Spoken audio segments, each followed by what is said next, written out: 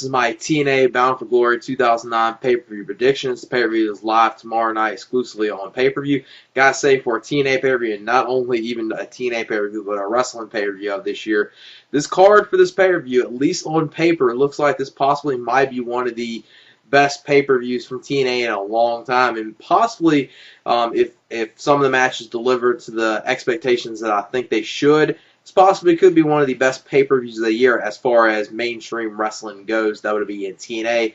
This should be a good pay-per-view, at least on paper. On paper, it looks very good. Really, the only thing that looks bad or doesn't look good at all is the Legends title match, and I don't think that's going to be given too much time.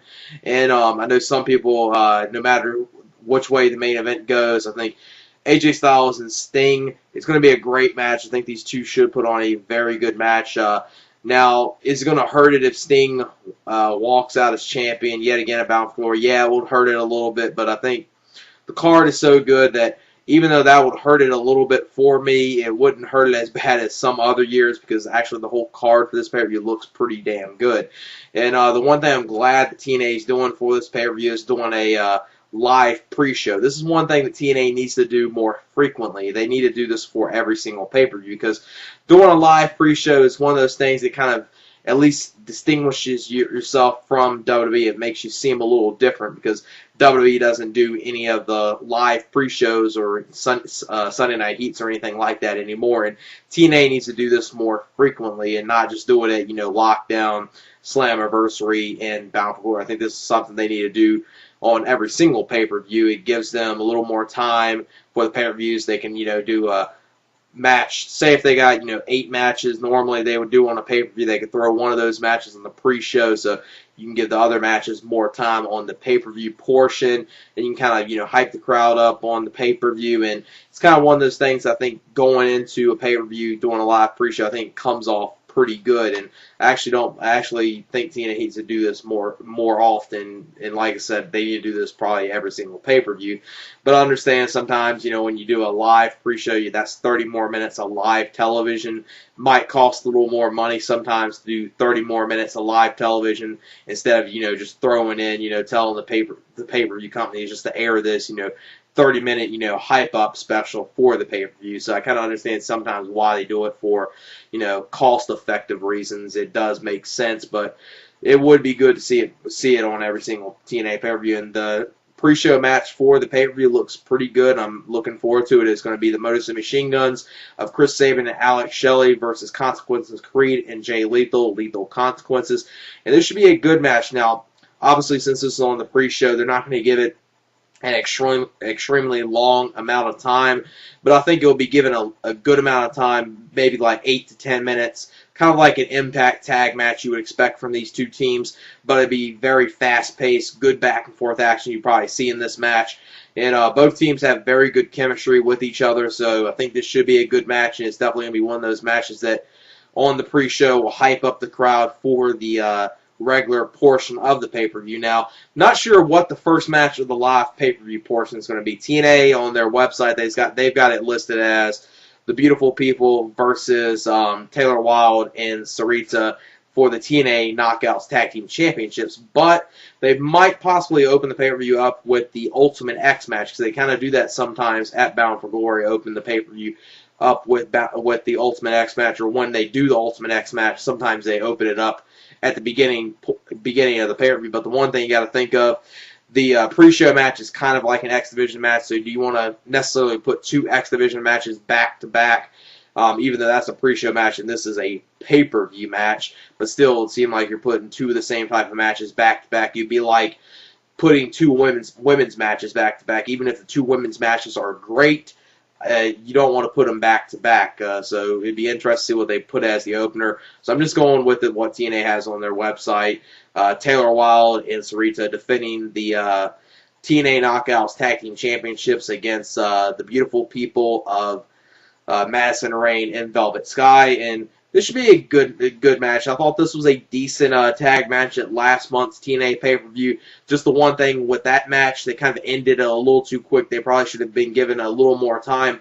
Hopefully this time they get a little more time within the ring and it will turn out a little better, because I think it was a little hot-shotted last month on pay-per-view. It ended way too quick, and they were they were about to get to the level of having a very good match with each other. And thankfully, it's Madison Rayne and Velvet Sky, and not Lacey Von Erich being a part of the tag team for the beautiful people. Obviously, she will be out there at ringside, and I feel that they will give the TNA Knockouts Tag Team Championships to Madison Rayne and Velvet Sky of the beautiful people. They do need to win this match because even though they haven't really lost anything within TNA, or they haven't really gone down at all, with Angelina Love not being there anymore, it kind of does hurt them as a team. They kind of somewhat need to reestablish themselves, and winning TNA Knockouts Tag Team Championships, that would help them. And I do see them winning the TNA Knockouts Tag Team Championships. It would be kind of, I guess, to an extent, it's kind of questionable changing them, since you just had Taylor Wilde and Sarita win them at the No Surrender pay-per-view just almost less than a month ago, and you already going to probably change hands with the pay-per-view with the titles. But it probably should be a good match. Just like I said, if they give it a little more time than what they did last month, it should be a pretty enjoyable match. And the next matchup will be the only match on this pay-per-view that doesn't look good at all, and this is Hernandez versus Eric Young versus Kevin Nash for the TNA Legends Championship. Now, this match right here, this is something that should, just be on Impact. It's not really pay-per-view worthy. Obviously, they're doing the Hernandez and Eric Young thing, so I guess they kind of have to put that on pay-per-view. And obviously, Nash probably wants to, have his little pay-per-view payday right here from TNA. And he is a, recognizable name, so I guess it kind of makes somewhat sense throwing this match on here. But hopefully it's as short as possible, because the longer this match goes on, the worse it's going to be. If it's a very short match, like 5 to 8 minutes, and they end it very quick, it might be at least watchable. The more it drags on, the worse it's going to get. And I feel Hernandez is going to win this match, and he is going to win the Legends Championship. Not that that's going to do much for him, but he will win it, because Eric Young has kind of been getting the upper hand on Hernandez for a little while now. So I feel Hernandez will go over and win the Legends Championship within this match. Like I said, the shorter it is, the better it will turn out, and it might at least be watchable. But it's probably one of the matches on this pay-per-view that no one cares about at all. Then the next matchup will be for the TNA Knockouts Championship. This will be Awesome Kong versus Tara versus ODB. And I was really wishing that they would have had ODB lose the title on one of the Impacts leading up to this pay-per-view, so you could have got a singles match with Awesome Kong versus Tara, because it's kind of one of those dream women's matches that many people would want to see, and it would be a great match to have at Bound for Glory. Now, throwing ODB in the mix with them, I don't think it's going to really make the match terrible or anything, because I think, Tara, a.k.a. Victoria, and Awesome Kong, they're both such great workers that ODB's not going to really hurt the match too much, and just as long as she's not involved within the match too much, and it's more of the match is Tara versus Awesome Kong, should be a good women's match, and I see ODB losing the championship and Tara becoming the new TNA Knockouts champion, and you'll probably see a one-on-one match with Awesome Kong versus Tara at the November TNA pay-per-view. Should be a good women's match. And then the next matchup will be for the TNA Tag Team Championships in a four-way Full Metal Mayhem match. It'll be Scott Steiner and Booker T defending the TNA Tag Team Championships against Beer Money, against British Invasion, and against Team 3D. And then if this was just a regular four-way match, this probably wouldn't be good at all. It would probably be god-awful. But with the Full Metal stipulation, and pretty much anything goes with these types of matches, and you can do a lot of good brawling, this probably might be a good match between these teams. Beer Money and Team 3, they work pretty good against each other. British Invasion, I like Doug Williams a lot. Not much with Brutus Magnus, but they're an okay tag team.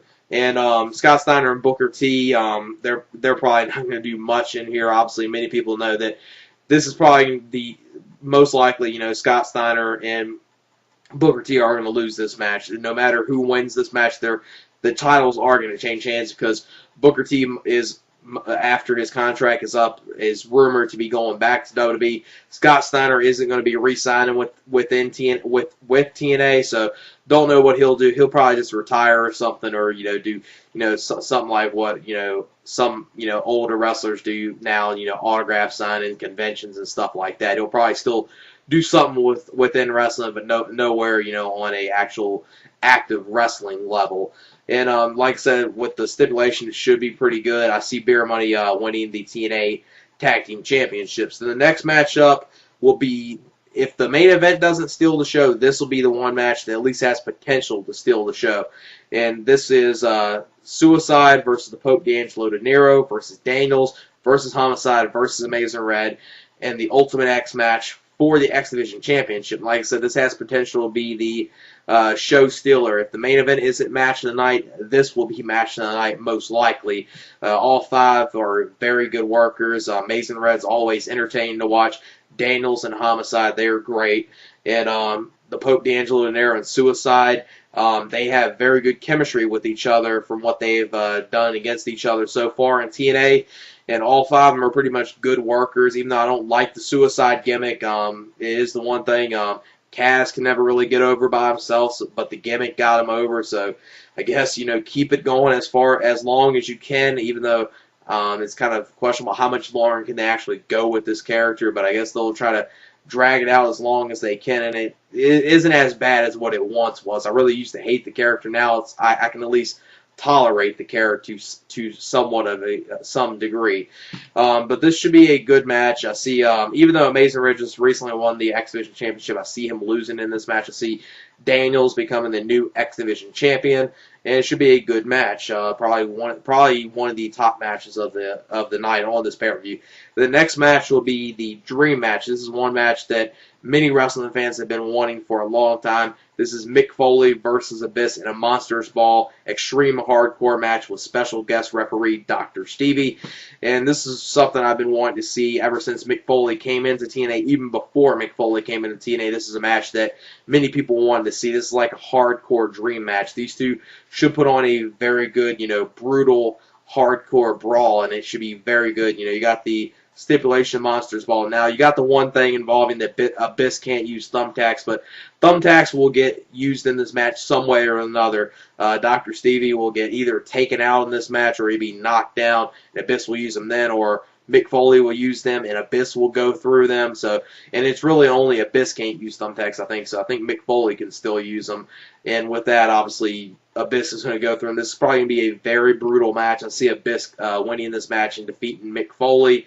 Kind of Mick Foley passing the torch, you know, to the, you know, guy of this generation that's kind of like the hardcore legend of this decade, passing the torch to Abyss. Should be a very brutal match. The next matchup will be Bobby Lashley versus Samoa Joe in a submission match. Now, originally this was titled MMA versus TNA submission match, but it's from a couple of wrestling news sources. It's saying that instead of, you know, having an MMA versus TNA submission match, they've just knocked off the MMA versus TNA thing and just called it a submission match, which is kind of a smart thing because it's really kind of stupid, you know, having MMA versus TNA with the very predictable outcome of this match with Bobby Lashley going over.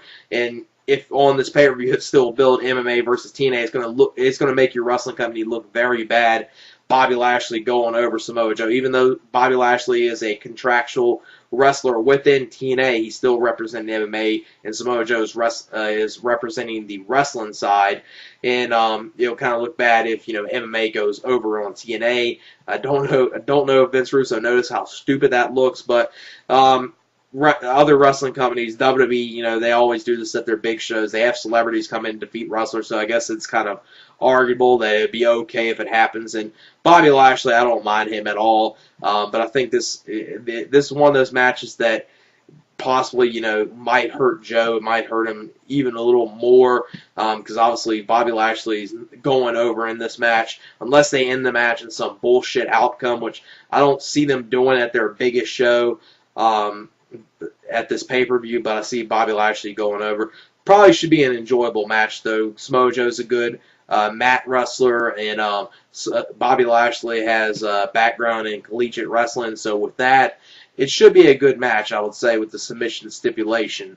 But even though it's submission stipulation, submission match, you're going to see a good portion of brawling at the beginning of the match to start it out, probably.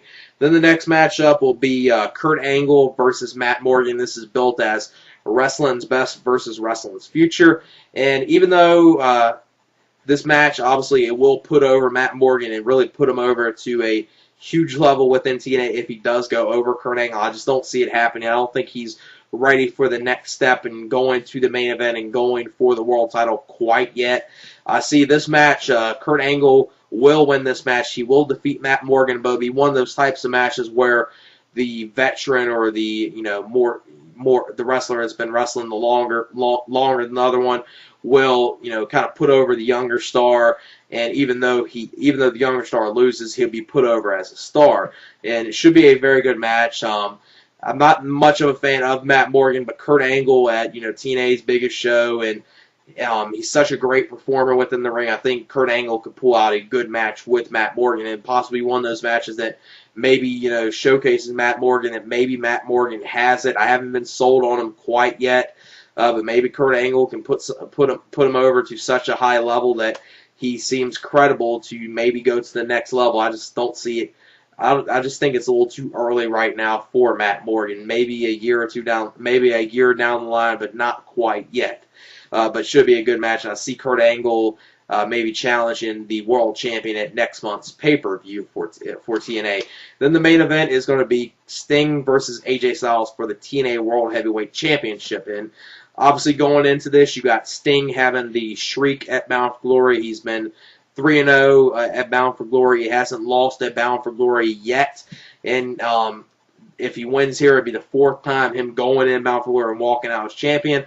Hopefully it doesn't happen. Now, I don't think it's going to happen, but there is, there is a little thought back in the back of my head that Sting's going to walk out. But I think AJ will win this match. I think AJ will retain the TNA World Heavyweight Championship. He just won it. It'd be very dumb for Sting to go over AJ Styles and not put over the younger star. And if Sting goes over, I won't be really pissed, just as long as we get a good match. But it is going to hurt it a little bit if Sting goes over. I'm not going to lie. It will hurt this pay-per-view a little bit if Sting goes over. Hopefully AJ goes over, because with this pay-per-view, the card looks very good. It looks like this could deliver a great pay-per-view from TNA.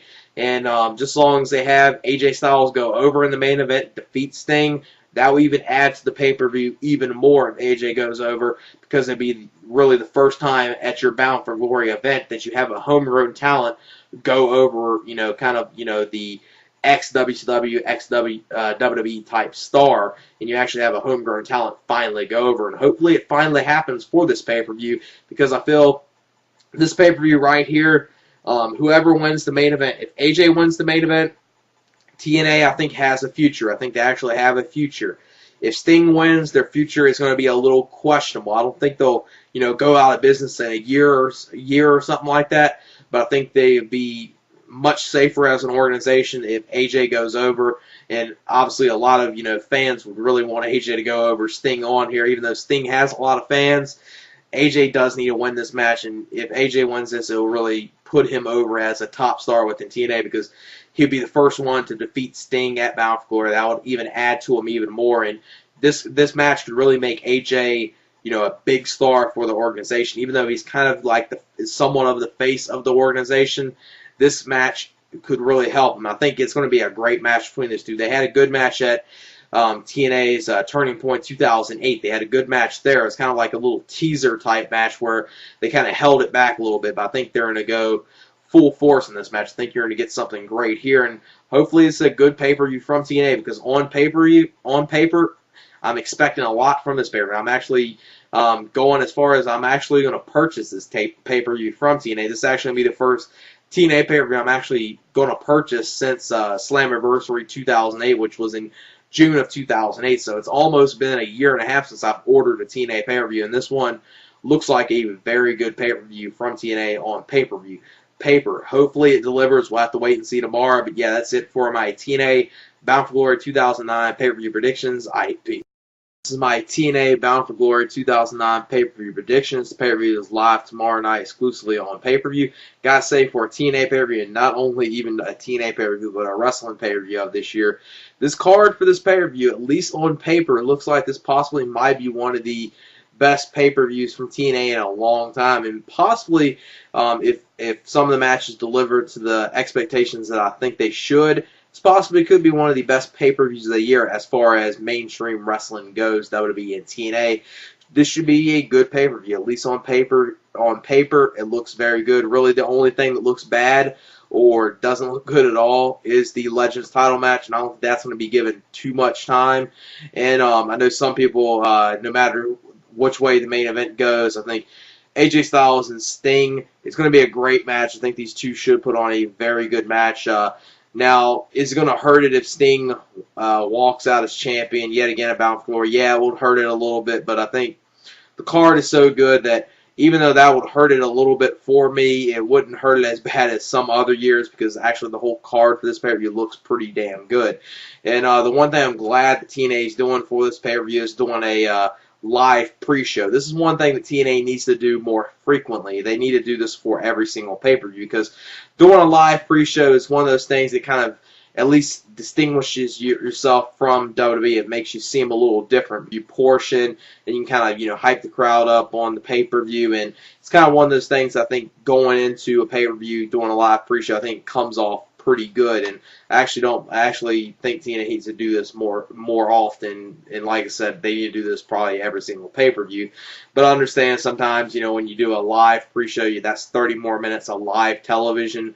Might cost a little more money sometimes to do 30 more minutes of live television instead of, just throwing in, telling the paper, because WWE doesn't do any of the live pre-shows or Sunday Night Heats or anything like that anymore, and TNA needs to do this more frequently and not just do it at, Lockdown, Slammiversary, and Bound for Glory. I think this is something they need to do on every single pay-per-view. It gives them a little more time for the pay-per-views. They can, do a match. Say if they got, 8 matches normally they would do on a pay-per-view, they could throw one of those matches on the pre-show so you can give the other matches more time on the pay-per-view.